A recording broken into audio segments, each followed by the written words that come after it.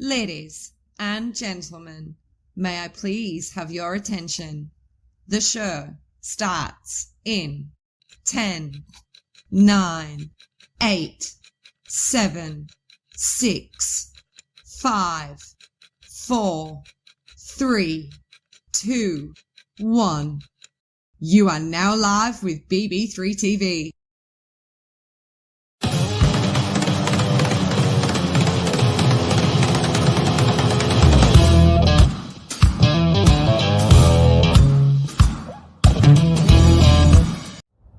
Hey everyone, Tom here from This is Tom's World.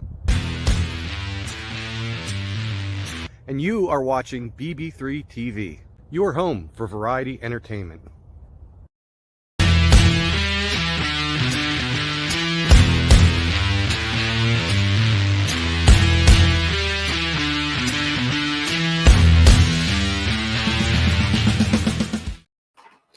Hey everybody, what is going on? It has been a hot minute since I have been on here. It's been quite some time. I don't even know exactly how long it's been. I know it's been months since I've done a This is Tom's World live, and I thought it was high time that I come back on here. And me and my long hair and everything, we came on here so that we could show you a couple videos. One video is of a famous story that rocked the nation, actually, back, what was it, in the 60s? I think it was the 50s or the 60s. It was a case called the Boy in the Box. It was a young boy, like 4 or 5 years old, who was found in a washer box off on the side of the road here in Philadelphia, in the Fox Chase section. Kenny Biddle knows the Fox Chase section very well, as he lived not far from where this body was found. And the second video is of an old burial yard that actually dates back to the 1600s, and it's in my own neighborhood, and I never even knew about it. I mean, there are so many things just in we'll say within like a 15-minute drive of my house that are of historical value that I just never knew about growing up. And I'm finding out as I continue on my ventures or adventures with my channel. And it's definitely been an adventure, figuring out all these things and getting them on video. So I guess I was flip-flopping on which video I was going to show first. And I think I'm going to show the Boy in the Box one first. Now this video is kind of unique in the aspect that, like, I don't start it off with, "Hey everyone, and welcome to another installment of Tom's World." Like, I just started off on a very solemn note. The Boy in the Box, he was unknown for quite some time. And they put him into a potter's field. Now, for those of you not familiar with what a potter's field is, a potter's field was a place that they used to have. It was a burial ground for those who were unknown and those who were unclaimed and things like that. So we had a local mental hospital called Byberry. Locally we called it Byberry, but it was like, I can't remember what they actually called it, like the Philadelphia. I don't know. Doesn't matter. So this mental hospital was one of the state-run mental hospitals. So of course they did all kinds of unkind experiments on these people, and whether it be bloodletting or electroshock therapy. I mean, there was all different things that went on over the years that this thing was open. And when it was an unclaimed body, if it was, if they passed away, they put them into this place. Now, with the mental hospital, in most cases, they incinerated them and just put them in there in like a group burial. But like, if somebody should be found, like a murder case or whatever, and they didn't know who they were, they also went into these potter's fields. Now, the Potter's Field that I talk about in this, and I've done a video on it before, as some of you may or may not remember, but I've done a video on the Potter's Field before, and it was the last functioning Potter's Field in Philadelphia. So, excuse me, allergies are going on. So, anyway, this boy in the box, he was found. There was a lot of controversy around the boy in the box. How did he get there? How did he get so beaten? He was definitely malnourished. He was definitely mistreated.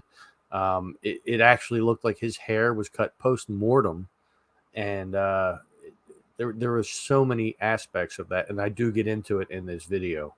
And I show some various pictures and stuff like that. So without further ado, let me bring up the video. And let's see. Video file. EB3. Here we go. Boy in the box. Let's get into this.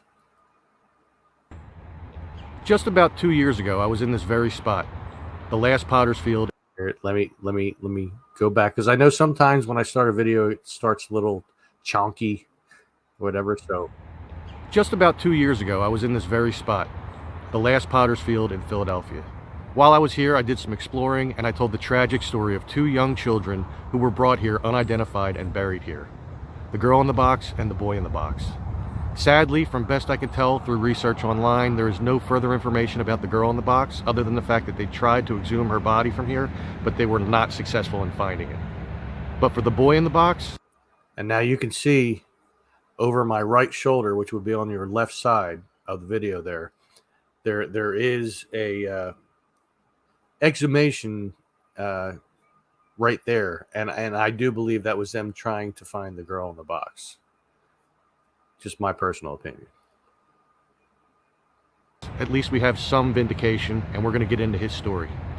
After coming through the threshold into the Potter's Field, you're greeted with this wide open grassy land. And you can see that there are some divots, for lack of a better term, in the ground where either bodies have been exhumed or searched for, or it could just merely be that the fiberboard boxes that they were buried in collapsed. I do know, as I mentioned, that they have tried to search for the girl in the box, and as far as I can tell, they have never had any luck, which is very sad, because she needs the same vindication that the boy in the box needs. They were searching for her so they could extract some DNA and try to figure out who she was, who her family is. This family might not even have any idea that their relative was the famous girl in the box. The boy in the box, as he would become to be known, was found in the woods off Susquehanna Road in the Fox Chase area of Philadelphia. His naked body, wrapped in a plaid blanket, was inside of a cardboard box that had once contained a bassinet. His hair had been recently cropped, possibly post-mortem, as there were still clumps of hair clinging to his body. There was definite signs of severe malnourishment, as well as surgical scars on the ankle and groin and an L-shaped scar under his chin. The police received the report and opened up an investigation on February 26, 1957. The dead boy's fingerprints were taken, and the police at first were optimistic that he would be identified. However, no one ever came forward with any useful information. The case attracted considerable media attention in Philadelphia and the surrounding areas. The Philadelphia Inquirer printed 400,000 flyers depicting the boy's likeness, which were sent out and posted all across the area. The crime scene was combed over and over again by 270 police academy recruits, who discovered a man's blue corduroy cap, a child's scarf, and a man's white handkerchief with the letter G in the corner. All clues that led to nowhere. The police also distributed a post-mortem photograph of the boy fully dressed in a seated position, as he may have looked in life, in hopes that someone might come forward or it might lead to a clue. Fast forward now to 1998, his body was exhumed for the purpose of extracting DNA, which was obtained from a tooth. Once again, fast forward to March 21st, 2016, the National Center for Missing and Exploited Children released a forensic facial reconstruction of the victim and added him into their database. The body was then exhumed again in 2019 to retrieve additional DNA samples. The child was an unidentified murder victim for decades. However, on November 30th, 2022, the Philadelphia Police Department announced that they had identified the child through the use of genetic testing and investigative genetic genealogy, and that they would provide a case update in the following week. Sources stated that the child was of a prominent family in Delaware County. Authorities said that the investigation will use this new information to continue their search for suspects. Investigators were finally able to identify him after a second cousin once removed uploaded DNA to the public database. Investigators subsequently encouraged that person's mother, a first cousin of the victim, to submit a genetic profile to GED Match, which she did, allowing investigators to identify his parents. A court order for the child's birth certificate was then made. Both of his biological parents have since deceased, but he does have living half-siblings. On December 8th, 2022, the child was publicly identified as 4-year-old Joseph Augustus Zarelli, born January 13th, 1953. Now this is where they found So here we could see the placard that was dedicated to America's unknown child. And this is roughly about where they found him. I can't say for certain this is the exact spot, but if I back up here, I can almost, and I'm trying not to get this truck's license plate in there, I can almost match up a picture that I saw, and the landscape is the same, and the street angle is the same from some of the other pictures I've seen. However, if this is the exact spot, we right now would be looking dead on at the box, and I believe the opening would have been facing us from what I saw in the pictures. And here's a better look at the plaque.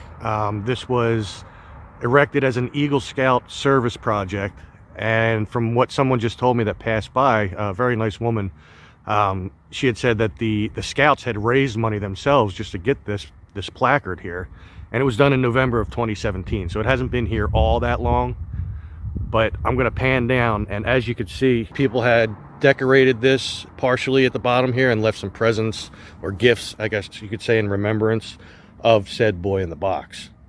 Now, the woman that I had talked to had said that they actually had a Christmas tree here and everything during Christmas time, so it was really nice, and I would have liked to have seen that, but I've missed it by a few weeks. This is the stone that marked his grave over at the Potter's. Now, one thing you got to take into consideration, I traveled a really good distance between the Potter's Field, the place where they found him, and then his final resting place, which you're seeing now. So, like, I traveled a good distance just to get all this footage. Field. Right now, we are actually at Ivy Hill Cemetery, where his final resting place is. And here are his stones. Joseph Augustus Zarelli, born January 13th, 1953, died February 25th, 1957. Much like at the plaque, you can see that people do leave some gifts here for him. And I'm sure he gets a lot of visitors every day. But at least he can rest knowing that his identity has been known now. The only thing we need to find out now is what happened. And we may never, ever know exactly what happened to him. There are multiple stories that circulated. I don't think anything ever led to any hard proof of what exactly happened to Joseph. Now, while there may be records, official records, of people who are buried here, I am sure, knowing how close we are to Byberry Mental Hospital, or rather where it was, and all the misdoings there, the treatment of the people there, and the fact that it was a state-run hospital, and people having certain clearances, who knows how many more people are buried here untold stories, unknown that they're even here, that could have been patients over at Byberry Mental Hospital, State Hospital, however you want to say it.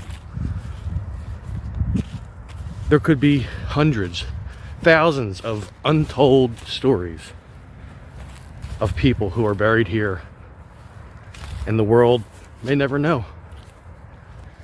It really, truly is sad.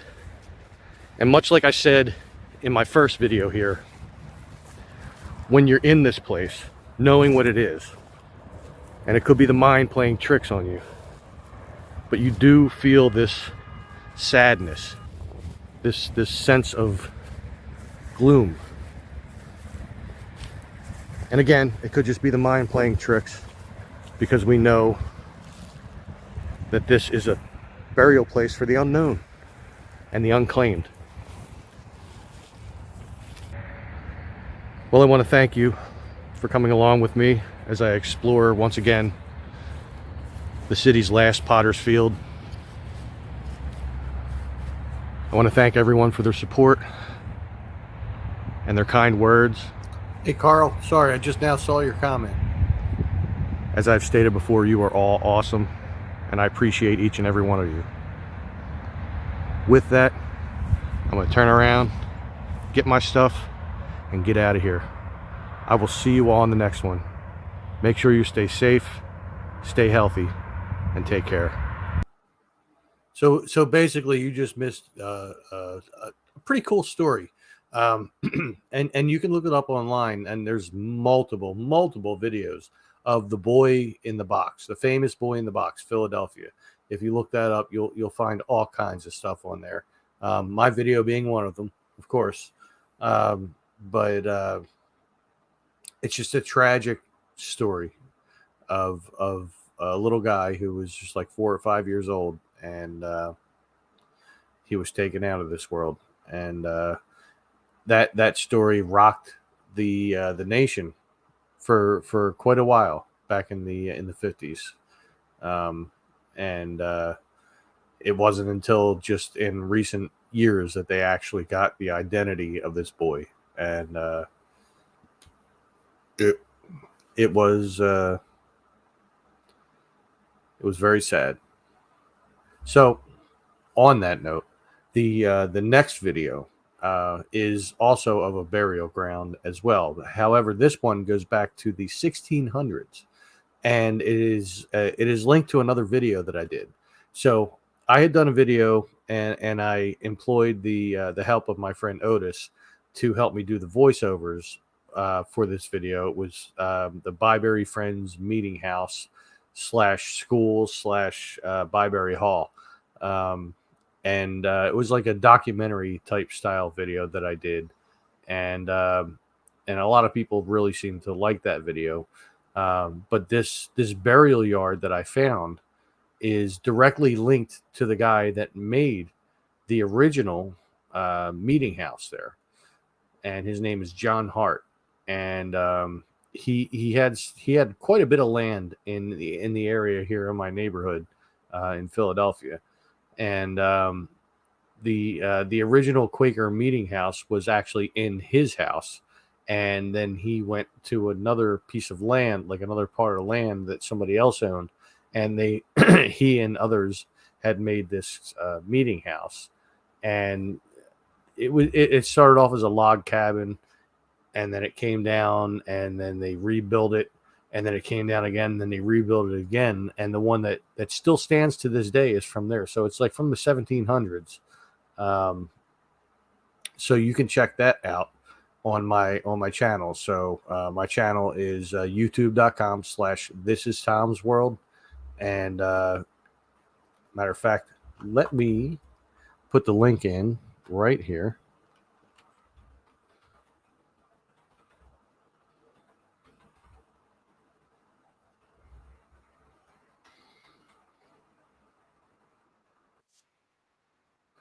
Let me put that in here, and that way you can go check out my channel. So, check out the link over here, and check out my videos. I have a merch store that you can you can go and check out. I have a couple different designs in my merch store, one of which is my logo, and another of which is, I think it just says "Exploring is Life." That's what I have right now. However, BB3 TV is going to have a merch shop as well. We're working on that right now. There's been some issues along the way, and I've been talking with the company, like emailing back and forth. So we're trying to figure out how we can get our shop live so that we can do that. And then you can get like BB3 logo type merchandise, whether it be t-shirts, hoodies, all kinds of stuff. We're going to have stuff for Dom and Tom's World, for the couple different books that Dom has made, the Mind's Eye and 2, as well as the Boo Hunters icon. So keep an eye out for that. It's going to be coming up very, very, very, very soon. I'm just waiting on an email back from them so that we can get this resolved, whatever is going on right now. But for my personal merch shop, you can go to my channel, and up at the top you'll see different tabs. You'll see like home, videos, shorts, this, that, and you'll see shop.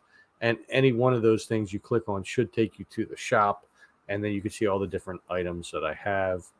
And yeah, it's I'm trying my best to build myself up as a presence on YouTube, and I'm getting there. You know, I have over 1,500 subscribers, and you could be one of them if you are not already. So make sure that you click on the link that I just put up, and then make sure you click on the subscribe button, hit the notification bell on the side. Make sure you click all.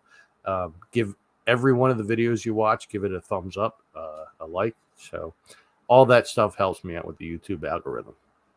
Anyway, so let me get rid of this video and bring up the next video. Here we go. Hey everyone, and welcome to another installment of... Okay, that was playing super fast. So let me reset it here. Hey everyone, and welcome to another installment of Tom's World. Today we are once again in far northeast Philadelphia. Where I'm standing right now is Red Lion Road. Well, actually one of the Red Lion Roads. Anybody from the area knows we seem to have multiple Red Lion Roads, but this one is the one that comes off of Frankfurt Ave. And this is the bridge on the Red Lion Road that's one way going towards Frankfurt Ave. This is not the main attraction of what I wanted to show you, but I figured we... By the way, you could start to see the little wispy things on my hair growing out to become what it is. So my hair has gotten substantially long since the last time you have all regularly seen me. And the reason for me growing my hair is my goddess, Stephanie.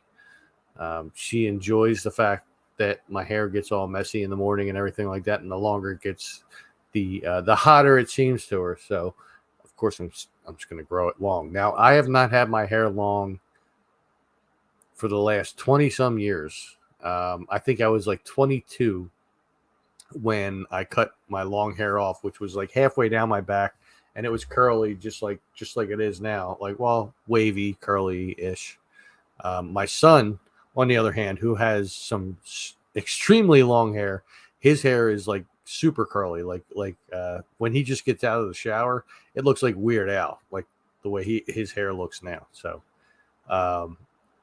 so he kind of got that from my side of the family, because his other side of the family doesn't have that. But yeah. Anyway, we're just going to keep going with the video now. Went off on a tangent there. Stop here first because this is pretty old and I think that's neat. So let's check out that date plate. Okay, so here's the date plate for this bridge, and it looks like it was made in 1845. It says Philadelphia and Bucks County Bridge.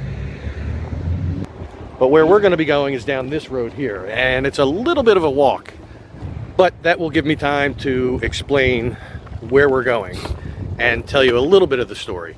I don't know a whole lot of it, as there isn't much to see online. I mean, the person that this burial yard that we're going to, or what's left of it, the person that this is named after, there is plenty of history to find out about him online.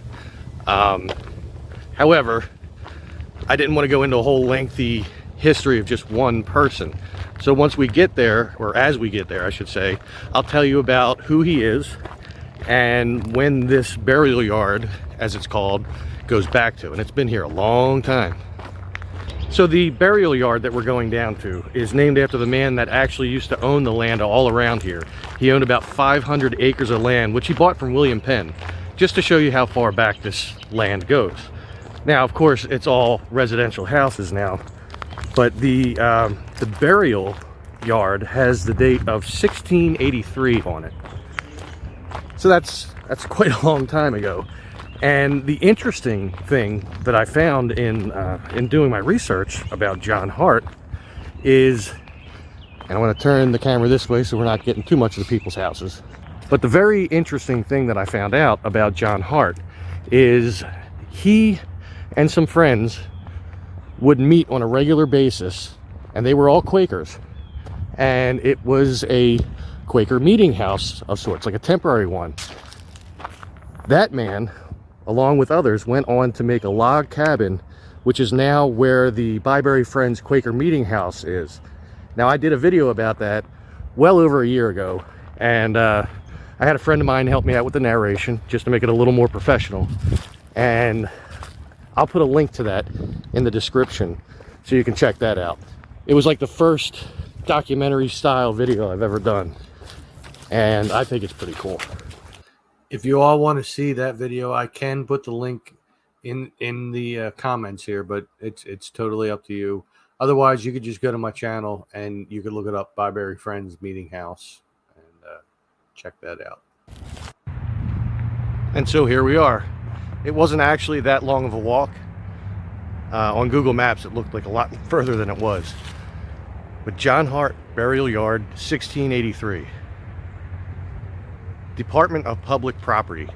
That's important to note, because I do know somebody tried to go up here at one point and they were chased off by somebody saying this is their property and get off. So I'm going to chance fate. And I'm not trespassing, as you saw that. Public property.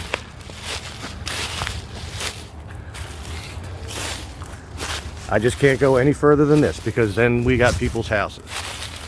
But this right here is part of the burial yard. And it's...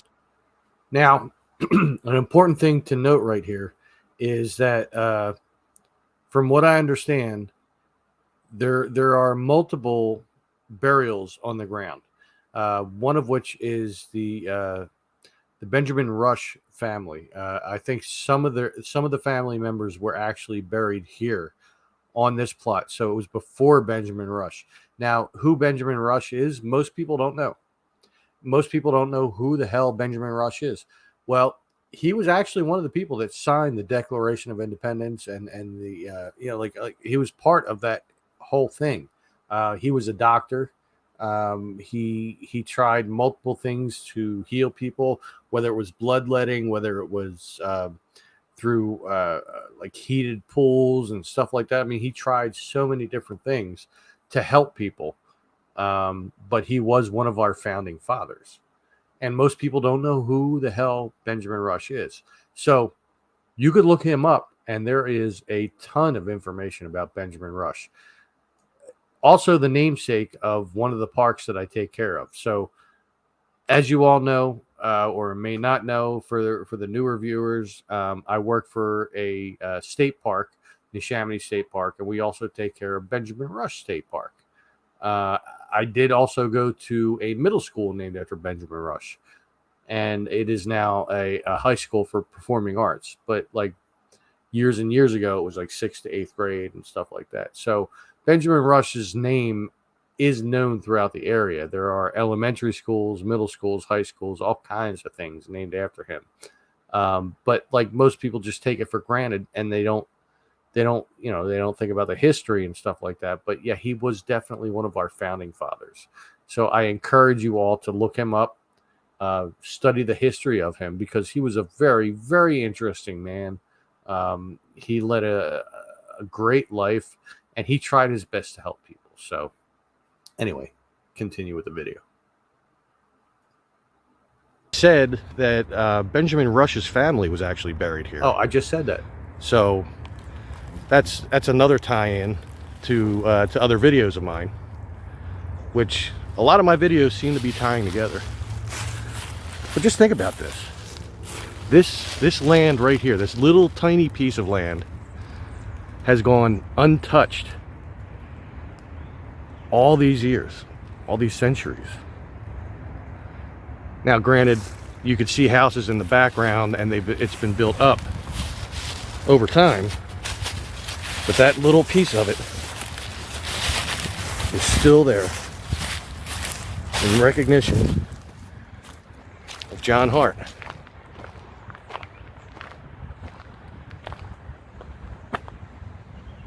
Now, I know long ago, all this area was all farmland, and the area we're in would be in John Hart's property.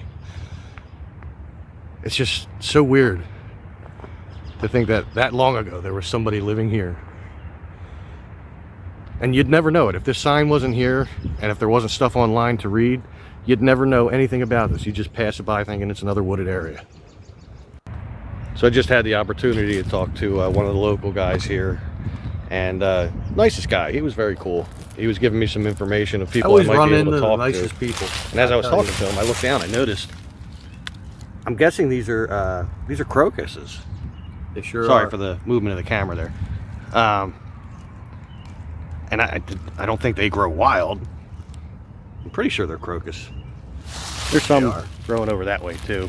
You can see them off in the distance. But yeah, that guy was very nice. He was very informative, and he turned me on to somebody else in the area that would know a lot more history about all this stuff, and he lives right around here. So I might pop by there one day, and maybe I can get a nice little interview with him, or at the very least he could give me some information that I can convey in a video. But yeah, there's really not much left to that burial yard, and you know, one has to think it must have been a lot bigger than that at one point. And if these houses were built on top of what was the burial ground, their houses are probably on top of bodies, because what are you going to move after a couple hundred years? You know, I mean, you'd think there wouldn't be much left to move, and if there was bones, that they'd be brittle enough they'd just fall apart. But then again, maybe not. But that's kind of creepy. But I do love all this history. I love this house. This whole area where I've grown up. I'm finding out so much about it, and it's not only due to my own research. A lot of it is thanks to all of you who watch my videos and who comment and give me the history that I don't know, and it's all very much appreciated. So if anybody has additional information about that burial yard, please do put them in the comments. Please let me know, and maybe I can delve further into this in the future. But I definitely wanted to get here. I was told about this about a week ago, and I've been itching to get here ever since. But I did start back at work, so that kind of hindered me from doing videos. Yesterday I was off, but it was like super windy out, and there was no way that you'd be able to hear anything I said. So now I'm just going to continue to walk down this road, get back to Frankfurt Ave, get to my car. I have some stops I have to make before I get home, and then I have to edit this video and try to get it up as quick as possible, because it's been a little while. Once again, I did my live feed last week, but that's not the same as video. I've been doing a lot of live feeds. That you have all enjoyed seeing this little tidbit of history. And this is, I would say, outside of the meeting house area, which is connected to this, as I said, this is probably one of the older history things I've done, even though I didn't go into a great deal of detail. But there's not much to see for me to go into detail about. And yeah, anyway, if this is your first time here, please make sure that you hit the subscribe button. Once you do that, hit the notification button. All right. I can talk, I swear I can. Yeah, I was messing up there. You know, sometimes I do a little messing up as verbally as I'm babbling on. See, I just did it again. As I'm babbling on and stuff like that, it does happen. But anyway, hopefully you enjoyed those two videos and they encourage you to look up the history of both the Boy in the Box and the John Hart Burial Yard.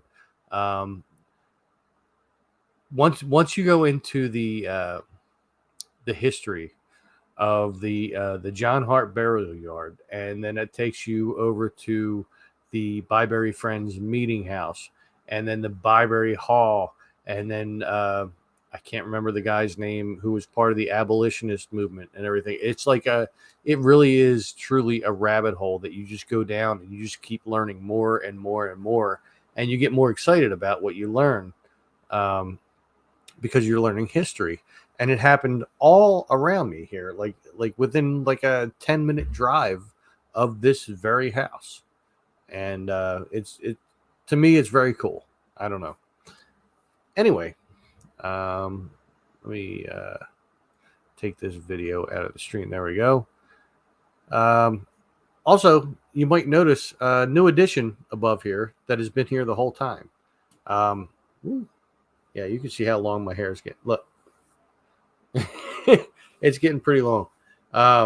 You might notice a new addition up here. This is from my my sister's stepson and wife, and they made this for me. They do some wooden creations and stuff like that. And if you're interested in it, like they do print stuff and all that as well.